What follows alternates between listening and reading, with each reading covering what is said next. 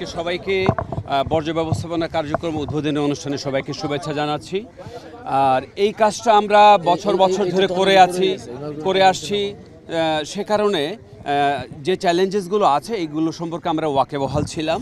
আমাদের যথেষ্ট পূর্ব প্রস্তুতি ছিল, আমাদের জনবল প্রস্তুত ছিল, আমাদের যানযন্ত্রপাতি প্রস্তুত ছিল এবং আমরা আমাদের যে ল্যান্ডফিলগুলো সবচেয়ে গুরুত্বপূর্ণ ওগুলোকে আমরা ওভাবে প্রিপেয়ার রেখেছি। সো আমরা যেহেতু সবচেয়ে গুরুত্বপূর্ণ যে বিষয়টা সেটা হচ্ছে জনসম্পৃক্ততা। জনগণ আমাদেরকে অনেক সাহায্য সহযোগিতা করেছিলেন, 2 সিটি কর্পোরেশন সাহায্য সহযোগিতা করেছেন। ওয়ালটন টেলিভিশন মাত্র 25,490 টাকায় পাচ্ছেন গুগল টিভি।